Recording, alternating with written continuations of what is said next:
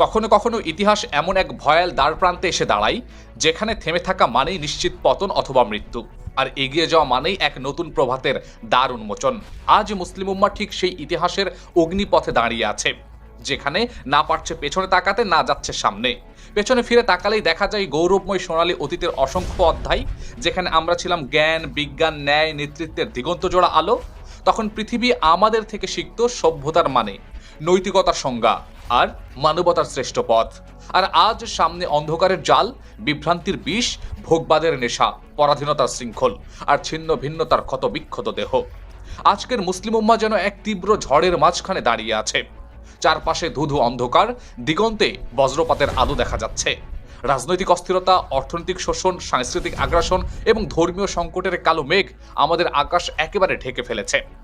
বিভক্ত নেতৃত্ব, নৈতিক অবক্ষয়, জ্ঞানের প্রতি উদাসীনতা, সব মিলিয়ে আমরা আমাদের ঐক্য বলেন, মর্যাদা বলেন এবং আত্মপরিচয়ের কথা বলেন, সকল কিছু হারানোর দ্বারপ্রান্তে এসে দাঁড়িয়েছি।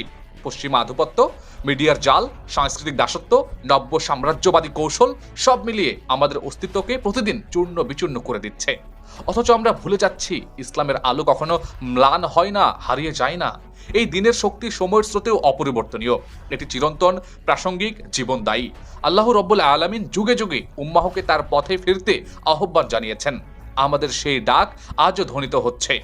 একসময় মুসলিম উম্মাহ ছিল জ্ঞানী, বিজ্ঞানে এবং মানব জাতির আদর্শ ও নেতৃত্বের প্রতীক। তারা ছিল জ্ঞান, বিজ্ঞান, দর্শন, ন্যায় বিচার, সভ্যতা, সংস্কৃতি এবং আধ্যাত্মিকতার আলোকবর্তিকা। আর আজকে ইতিহাসের পাতায় স্বর্ণাক্ষরে লেখা সেই উম্মাহ আজ কোথায় হারিয়ে গেল?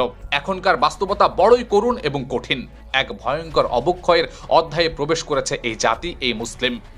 আমরা সংখ্যায় অনেক, কিন্তু প্রভাবহীন। আমাদের রাষ্ট্র আছে, কিন্তু প্রকৃত স্বাধীনতা আমাদের নেই। আমাদের মসজিদ আছে, কিন্তু ইমানের দীপ্তি সেই নেই। শিক্ষিত প্রজন্ম আছে, কিন্তু তারা দিশাহীন। ইতিহাস বিচ্ছিন্ন। উম্মাহর এই অধপতনের পেছনে রয়েছে বহিস্তর কারণ এবং বিশ্লেষণযোগ্য কারণ, যেমন ধর্ম থেকে দূরে সরে যাওয়া। আল্লাহ তাআলা আল কুরআনে একটি সুস্পষ্ট মূলনীতি দিয়েছেন আমাদের জন্য। হে মুমিনগণ, যদি তোমরা আল্লাহকে সাহায্য করো, তবে তিনি তোমাদেরকে সাহায্য করবেন এবং তোমাদের পথ একেবারে দৃঢ় করে দেবেন। সূরা মুহাম্মাদের ৭ নং আয়াতে। আল্লাহকে সাহায্য করা মানে হলো তার দিন প্রতিষ্ঠায় নিরবচ্ছিন্নভাবে প্রচেষ্টা চালানো, শরীয়তের বিধান বাস্তবায়নের জন্য সংগ্রাম করা, লড়াই করা। কিন্তু আজ মুসলিম সমাজ দিনের প্রকৃত শিক্ষার সঙ্গে একেবারে দূরত্ব বজায় রেখেছে। ইসলামী জীবন ব্যবস্থা কেবল ব্যক্তি জীবনের পরিধিতে সীমাবদ্ধ হয়ে গেছে। রাষ্ট্রীয় কিংবা সামাজিক ব্যবস্থায় তার কোনো ভ্রুক্ষেপ নেই, প্রতিফলন নেই। এমত অবস্থায় আল্লাহর সাহায্য আমরা কিভাবে আশা করতে পারি? আপনি কি কখনো চিন্তা করেছেন এটি? ভ্রাতৃত্ববোধের অভাব। মুসলিম উম্মাহর সবচেয়ে বড় শক্তি ছিল ঐক্য ও ভ্রাতৃত্ব। মুমিনগণ তো পরস্পরের ভাই, কাজেই তোমরা তোমাদের দুই ভাইয়ের মধ্যে শান্তি স্থাপন করো। সূরা হুজুরাতের 10 নং আয়াতে। আজ সেই ভ্রাতৃত্ব হারিয়ে গেছে। মুসলমানরা এখন একে অপরের দুঃখে কাঁদে না, বরং প্রতিযোগিতা করে, অবজ্ঞা করে, এমনকি একে অপরের বিরুদ্ধে অস্ত্র ধারণ করতেও পিছপা হয় না। বিশ্বের এক প্রান্তে যদি মুসলমান নির্যাতিত হয়, অন্য প্রান্তের মুসলমানের তাতে মন গলে না, মন কাঁদে না। এ কেমন ভ্রাতৃত্ব? তাহলে কি আল্লাহর সাহায্য আসবে? নিজেদের মধ্যে দ্বন্দ্ব, সংঘাত। মুসলিমদের পতনের অন্যতম কারণ হলো অভ্যন্তরীণ কলহে, দলাদলি ও বিভাজন। তোমরা ঝগড়া বিবাদে লিপ্ত হয়েও না, তা না হলে তোমরা সাহস হারাবে ও তোমাদের শক্তি ক্ষয়প্রাপ্ত হবে। সূরা আনফালের 46 নং আয়াতে। আজ মুসলিম দেশগুলো একে অপরের বিরুদ্ধে ষড়যন্ত্র করে, যুদ্ধ করে, পরাশক্তির দালালি করে। এই বিভাজন উম্মাহকে দুর্বল করে তুলেছে এবং শত্রুদের জন্য উন্মুক্ত করেছে দ্বার। তাহলে কি করে আল্লাহর সাহায্য আসবে? বিলাসিতা ও দুনিয়ায় আসক্তি। ইসলাম দুনিয়াকে চিরস্থায়ী আবাস মনে করতে একেবারে নিষেধ করেছে। দুনিয়ার মূল্য যদি আল্লাহর কাছে একটি মাছের ডানার সমান হতো, তবে কাফিরদের তিনি এক ঢোক পানিও দিতেন না। তিরমিজির সেই 2320 নং হাদিসে রয়েছে। কিন্তু মুসলমানরা আজ দুনিয়াকে আঁকড়ে ধরেছে, আখিরাতের কথা ভুলে গিয়ে দুনিয়ার বিলাসিতা, ভোগবিলাস, আরাম আয়েশেই হয়ে উঠেছে একেবারে একমাত্র তাদের লক্ষ্য। ফলে আত্মা হয়ে গেছে শূন্য, চরিত্র হয়ে গেছে দুর্বল। তাহলে আল্লাহর সাহায্য আসবে কি করে? অধিকার আদায়ে নিষ্ক্রিয়তা, জুলুমের বিরুদ্ধে দাঁড়ানো ইসলামী চেতনার একটি অংশ। কিন্তু আজ উম্মাহ নির্যাতিত হলেও প্রতিবাদ হয় না, প্রতিবাদ কেউ করে না। অধিকার দাবিতে সংগ্রামের পরিবর্তে আত্মসমর্পণই যেন মুসলিম বিশ্বের নীতি হয়ে দাঁড়িয়েছে। অথচ আল কোরআনে আল্লাহ হুঁশিয়ার করে বললেন, তোমাদের তোমরা যদি যুদ্ধে না বের হও তবে তিনি তোমাদেরকে বেদনাদায়ক শাস্তি দেবেন এবং তোমাদের পরিবর্তে অন্য জাতিকে আনয়ন করবেন। সূরা তওবার ৩৯ নং আয়াতে রয়েছে। তাহলে আল্লাহ কি করে সাহায্য করবেন আমাদেরকে? আদর্শ নেতৃত্বের অভাব মুসলিম উম্মাহর আজ সবচেয়ে বড় দুর্বলতা। একটি যোগ্য, আদর্শ এবং ইসলামী চিন্তায় উদ্বুদ্ধ নেতৃত্বের অভাব। আল্লাহ ফাসাদ সৃষ্টিকারীদের সমর্থন করেন না এবং কাজ সার্থক করেন না। সূরা ইউনূসের ৮১ নম্বর আয়াতে। বর্তমান অধিকাংশ নেতারাই দুর্নীতিগ্রস্ত, নীতিহীন, মুনাফিক ও শাসক প্রেমে অন্ধ। তারা উম্মাহর ঐক্য নয় বরং নিজেদের স্বার্থে কাজ করে। তাহলে কি করে আল্লাহর সাহায্য আসবে? কাফিরদের সাথে বশ্যতা ও বন্ধুত্ব, আল ওয়ালা ওয়াল বারা, আল্লাহর জন্য কাউকে ভালোবাসা ও শত্রুতা। ইসলামী ভিত্তির আকীদাগুলোর মধ্যে এটি একটি। অথচ আজ মুসলমানরা ইসলাম বিরোধী শক্তিকে বন্ধু বানিয়ে ফেলেছে এবং তোমাদের কেউ যদি ইহুদি ও খ্রিস্টানদের বন্ধুরূপে গ্রহণ করে তবে সে তাদেরই একজন। সূরা মাইদার ৫১ নং আয়াত আমরা ভুলে গেলাম। এই ভুল নীতির কারণে উম্মাহ রাজনৈতিকভাবে দুর্বল হয়ে গেছে এবং তার আত্মমর্যাদা হারিয়ে ফেলেছে, আত্মবিশ্বাস শেষ হয়ে গেছে। রাজনৈতিক বিভাজন ও অস্থিরতা, সিরিয়া বলেন, ইয়েমেন বলেন, লিবিয়া বলেন, ফিলিস্তিন বলেন, সকল জায়গায় বহু দেশে মুসলিমদের রক্ত ঝরছে। আরব বসন্তের পর উম্মাহর রাজনীতি হয়ে উঠেছে আরও বেশি অস্থির ও বিভ্রান্তিকর। মুসলিম দেশগুলো একে অপরের বিরুদ্ধে অস্ত্র হাতে নিয়েছে, ফলে শত্রুরা হাসছে, উম্মাহ কেঁদে চলেছে। তাহলে কি করে আল্লাহর সাহায্য আসবে? অস্থিরতা ও দারিদ্র্য। তেল ও গ্যাসে সমৃদ্ধ কিছু দেশ থাকলেও পুরো মুসলিম বিশ্ব অর্থনৈতিকভাবে চরমভাবে অনুন্নত। ধনী গরিব বৈষম্য, দুর্নীতি, সুদভিত্তিক অর্থনীতি ও বেকারত্বের অভিশাপ কোটি মুসলমানকে স্থবির করে ফেলেছে। ইসলামোফোবিয়া ও আন্তর্জাতিক বৈষম্য দিগন্ত জুড়ে, বিশ্ব জুড়ে মুসলিমদের বিরুদ্ধে ভুল ধারণা ও ঘৃণার চর্চা চালিয়ে যাচ্ছে দিনকে দিন মিডিয়া ও রাজনীতি। মুসলমানরা হয়ে উঠেছে সন্দেহভাজন, সন্ত্রাসী কিংবা বিদেশি, যার ফলে তারা বিশ্বব্যাপী বৈষম্যের শিকার হচ্ছে প্রতিনিয়ত। তাহলে আমরা কি করে এক হব? এত সব সমস্যার মাঝেও হতাশ হওয়ার কিছু নেই, বরং এখনই সময় জেগে ওঠার, এখনই সময় ঐক্যবদ্ধ হবার, এখনই সময় নিজের ইমানকে অন্তরের গভীরে গেঁথে নেওয়ার। মুসলিম উম্মাহর মধ্যে আজও সেই আত্মা লুকিয়ে আছে, যে আত্মা একদিন বদলে দিয়েছিল পুরো পৃথিবীকে, পুরো পৃথিবীর ইতিহাসকে। শর্ত একটাই, আমাদের ফিরে যেতে হবে ইসলামের মূল উৎসের দিকে। কুরআন ও সুন্নাহের আলোকে পথ খুঁজে নিতে হবে আমাদেরকে। তাহলেই আমরা আবার জেগে উঠব।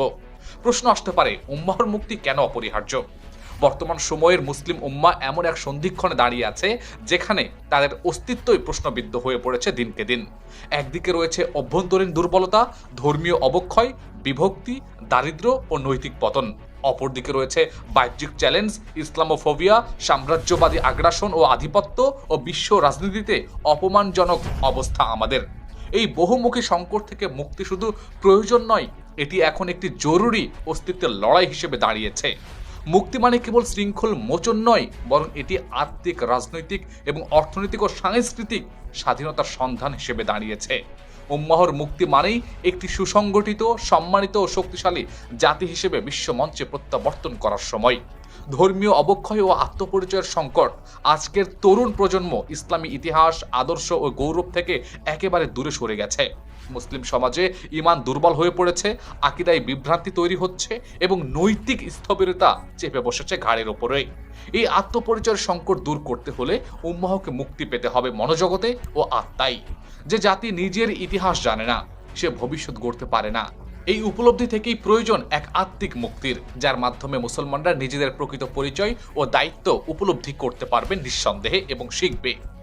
রাজনৈতিক দমন পীড়ন ও নেতৃত্বহীনতার ব্যাপারটা, অধিকাংশ মুসলিম দেশ আজ স্বৈরাচার, মুনাফিক, দালাল, নেতৃত্ব এবং জবাবদিহিতাহীন শাসনের জাতাকলে পিষ্ট হয়ে যাচ্ছে। সাধারণ মানুষ বঞ্চিত হচ্ছে তাদের মৌলিক অধিকার থেকে। মুক্তি মানে একনিষ্ঠ, ন্যায়নিষ্ঠ, আল্লাহভীতি সুসম্পন্ন নেতৃত্বের উত্থান, যেখানে জনগণ হবে জবাবদিহিতার দাবিদার আর শাসক হবে খলিফাতুল্লাহ ফিল আরদ। সেটা কোথায় হারিয়ে গেল? অর্থনৈতিক পরাধীনতা থেকে মুক্তি। বিশ্বের বহু মুসলিম দেশ প্রাকৃতিক সম্পদে সমৃদ্ধ হওয়া সত্ত্বেও অর্থনৈতিকভাবে পরনির্ভরশীল হয়ে গেছে। এই দাসত্ব থেকে মুক্তি হয়ে নিজেদের মেধা, সম্পদ, যোগ্যতাকে কাজে লাগাতে না পারলে উম্মাহ কখনোই আর নিজের পায়ে দাঁড়াতে পারবে না। আল্লাহ তাআলা বলছেন, আল্লাহ সেই জাতির অবস্থা কখনোই পরিবর্তন করেন না যারা নিজেকে পরিবর্তন করে না। সূরা রাদের আয়াত নং 11কেও আমরা ভুলে গেলাম। উম্মাহর ভ্রাতৃত্ব ও ঐক্যের প্রয়োজন। শিয়া, সুন্নি, আরব, আজম, সালাফি, সুফি, আহলে হাদিস, আহলে কোরআন, রাজনৈতিক দলাদলি এইসব বিভাদ উম্মাহকে টুকরো টুকরো করে ফেলেছে। অথচ আল্লাহ তাআলা বলছেন, তোমরা সবাই আল্লাহর রজ্জুকে দৃঢ়ভাবে ধরো এবং পরস্পর বিচ্ছিন্ন হয়ো না। সূরা আল ইমরানের সেই 103 নং আয়াতকে আমরা ভুলে গেলাম। ঐক্য ছাড়া মুক্তি কখনোই সম্ভব নয়। উম্মাহর মুক্তির অর্থ এই বিভাজনের শৃঙ্খল ভেঙ্গে এক শরীর, এক কিবলা, এক দ্বীনের পতাকা তলে একত্র হওয়া। আন্তর্জাতিক মর্যাদা পুনরুদ্ধারের প্রয়োজন। ইসলামোফোবিয়া আজ একটি ভয়ঙ্কর সমস্যা হয়ে গেছে, আজ একটি রাজনৈতিক হাতিয়ারে পরিণত হয়েছে। মুসলিমদের ব্যর্থতা ও বিভক্তিকে পুঁজি করে ইসলামকে বিশ্ববাসীর কাছে ভুলভাবে উপস্থাপন করা হচ্ছে। মুক্তি মানে হবে ইসলামের প্রকৃত সৌন্দর্য ও ন্যায়ের বার্তা বিশ্বকে জানানো, এক আদর্শ জাতি হিসেবে নিজেদের পুনরাবিষ্কার করা। এই মুক্তি উম্মাহকে নেতৃত্ব দেবে আত্মবিশ্বাস ও আত্মমর্যাদার দিকে, ন্যায়ের দিকে, ন্যায়ের প্রতীক হিসেবে আত্মপ্রকাশের দিকে, বিশ্ব নেতৃত্বের সক্ষমতা অর্জনের দিকে। তাহলে কি আমাদের মুক্তি প্রয়োজন নেই? আজ মুসলিম উম্মাহর মুক্তি মানে শুধু সমস্যার সমাধান নয়, এটি হবে এক নতুন অধ্যায়ের সূচনা, যে অধ্যায়ে উম্মাহ তার গৌরব, হারানো গৌরব ফিরে পাবে, বিশ্বকে আবার দেখাবে কিভাবে একটি আদর্শ সমাজ গড়া যায়, এবং সর্বোপরি প্রমাণ করবে ইসলাম কেবল বিশ্বাস নয়, এটি একটি পূর্ণাঙ্গ জীবন ব্যবস্থা। অতএব সময় এখন একত্র হবার, প্রস্তুত হবার, ঐক্য গড়ার এবং উম্মাহর সর্বস্ব দিয়ে উম্মাহর মুক্তির পথে অগ্রসর হবার। কারণ মুক্তি একমাত্র পথ যেখানে গৌরব, নেতৃত্ব এবং পরকালীন সফলতা অপেক্ষা করছে আমাদের জন্য। তাহলে কেন দেরি? উম্মাহর মুক্তির রোডম্যাপ কি আমাদেরকে বুঝতে হবে না?